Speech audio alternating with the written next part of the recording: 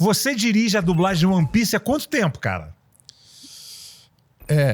A pergunta dirige a dublagem de One Piece é boa porque não necessariamente é de acordo com a estreia, né? Porque o One Piece ele tem várias instâncias antes de estrear e isso acaba atrasando um pouquinho a gosto dos fãs. Mas chegou o projeto na minha mão, as conversas de testes começaram em junho de 2019. Então eu comecei a dirigir os testes de One Piece ali. Só que, por que eu falei isso? Eles já venderam um filme muito à frente, venderam um filme à frente da temporada que a gente fez há pouco tempo, naquele momento, que se passa no episódio 700 e cacetada. Então o cliente já queria esse filme pronto, um outro cliente. Mas não tinha como nem começar porque o Master não tinha aprovado as vozes. Enquanto isso eu já tinha uns 2, 3 anos direto assistindo a série, porque eu ia e voltava de One Piece. Eu tinha faculdade, eu parava em época de prova, largava e pegava do começo. Chegou uma hora que eu falei, só vou pegar de novo quando tiver tempo. Aí já tinha quase 3 anos que eu estava assistindo direto. E aí eu ficava estudando, e aí são vários termos, assim, muitas pessoas, como eu também, eu sempre fui muito cético com relação a isso, falando, não tem como dublar One Piece. É muito termo, porque você mescla muito termos em japonês que a galera conhece através do mangá, e não pode, na ideia de você trazer para todo mundo, você não pode traduzir, mas você tem que dar uma explicação dentro das falas. Por isso que a gente bota para falar 300 mil palavras em japonês ali. Mas tem uma explicação.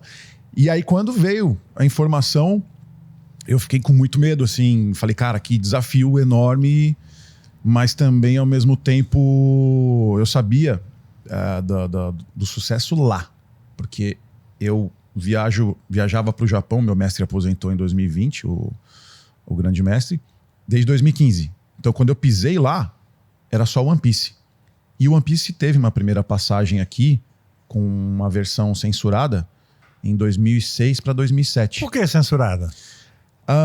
Foi comprado por uma empresa americana e ele, junto com, se eu não me engano, Pokémon também, mas Pokémon vingou porque é um pouco mais infantil e você contorna melhor as situações de redesenhar as coisas. E eles redesenharam muitas coisas. Por exemplo, o One Piece não tem problema de mostrar alguém fumando. O cara fuma cigarro, charuto, não tem problema de mostrar alguém bebendo cerveja, vinho, nem nada. Então isso não era, no entendimento da empresa, saudável para as crianças assistirem. Então eles brincavam meio de Jesus, transformavam vinho em água. E o que tinha de cigarro, ou o cara ficava com a boca aberta assim, como se tivesse o cigarro ou charuto, ou eles faziam como fizeram com o personagem do Wendell. Na época ele também fez, colocou um pirulito no lugar de um cigarro. Então muita gente reclamou que era fã do material nativo. Sei. E aí quando veio em 2019, a ordem era de que dublasse baseado no material nativo para fazer as pessoas entenderem o que é mesmo que o autor queria. E aí foi o teste mais demorado da história da dublagem. 90 dias para aprovar um elenco. Nossa. Idas e vindas de não, eu não quero mais esse, agora chama outro, não quero mais esse, chama outro. Tem uma história longa de Naruto também, mas acho que não durou tanto tempo assim. E aí quando começou, teve que... Os prazos correndo, né? Aí tivemos que fazer, só que também veio pandemia, atrasou 3 meses, porque estávamos descobrindo a forma de trabalhar na época. Enfim, mas cuidando do One Piece desde junho de 2019. Estreou em 12 de outubro de 2020. Que louco, né? E dublagem tem essa característica, né, cara? Que é difícil, né? Que é uma versão que você faz. Aí você tem coisas no original que muitas vezes até não cabe, né? Não cabe. Para a nossa cultura, para a nossa língua. E aí você tem que adaptar, né? Às vezes o que é uma coisa aceitável lá fora, às vezes aqui não é. Sim. Né? Você pega, por exemplo, a camiseta aqui, ó. Aqui tá escrito Justiça. Sim. Gui. Vai encaixar, entende? Né? Aí você torce para que tenha uma frase onde você possa colocar a justiça dentro de uma outra que você sacrifica e aí vai. Mas os tradutores hoje estão um pouco mais ligados, assim. Imagino que quando você pegava anos 90 para poder fazer, era um pouco mais escasso. Você tinha que pegar ideias e colocar, porque o texto era mais escasso ainda, né? Exatamente. E hoje eu não sei como tá, mas antigamente não tinha muita gente que traduzia do japonês para o português, né? Então o cara recebia o material em japonês, via um texto em inglês, então era a tradução da tradução. Sim. Não era uma coisa direta, né? Sim. Então o cara não fazia ideia do que era o japonês. O Nelson Machado, eu sempre fui muito fã da carreira de todo mundo, assim, que me trouxe pra dublagem, assim. Assistia muita coisa sua, do Nelson, um monte de gente. Ele me contou de um desenho que eu gostava muito, que é do Street Fighter.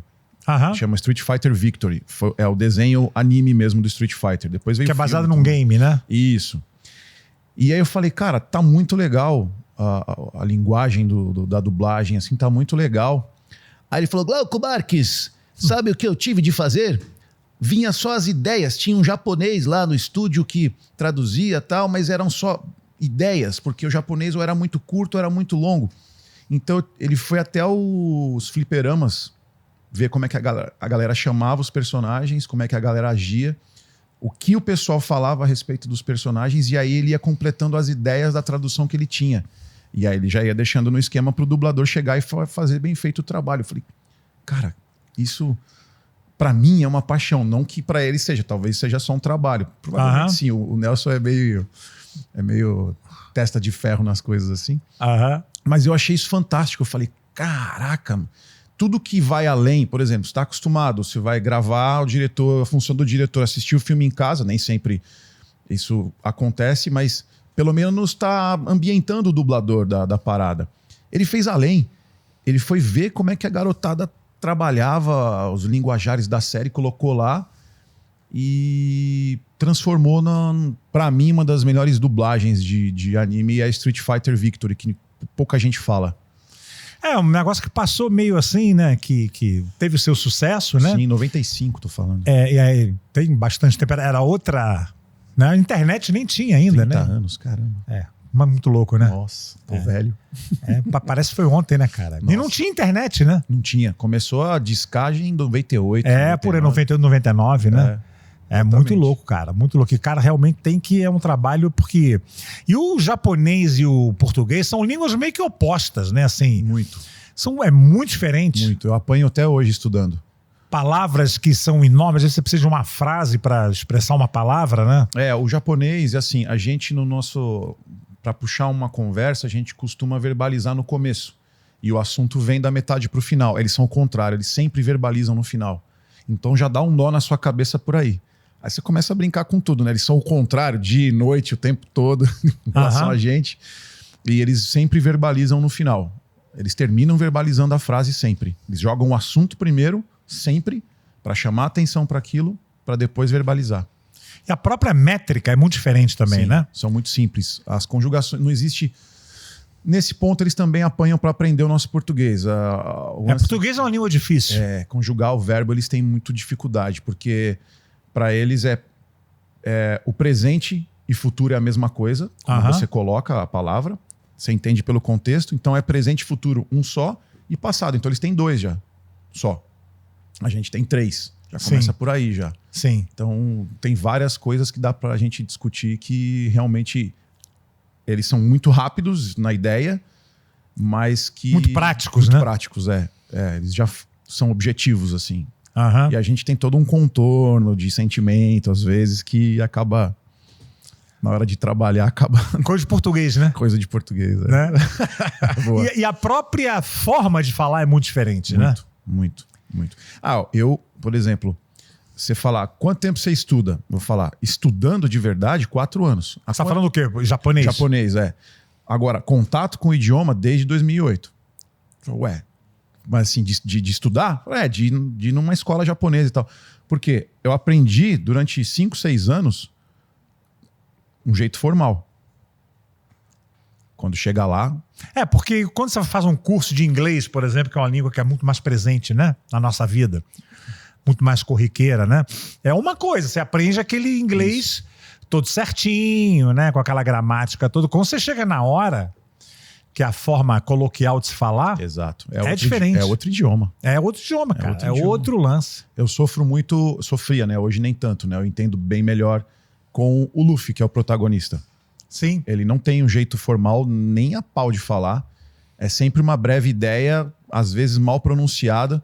Por isso que dentro da dublagem, até foi um um questionamento do Wendel, né? Porque o pessoal tava muito em cima. Aí ele falou, cara, eu vi aqui que tem erro de português no Luffy. Falei, mas ele pode. Porque ele joga um japonês que ninguém fala lá, um japonês bem chucro. Por exemplo, esses caras estão tudo estragado, esses caras. Então, tipo, você mescla singular com plural, que é como a gente fala mesmo. Falei, não estranha, porque eu vou usar muito o linguajar no Luffy de como o brasileiro fala mesmo. E ele se entende. Então, vai ter erro de português. Então, não estranha através do Luffy.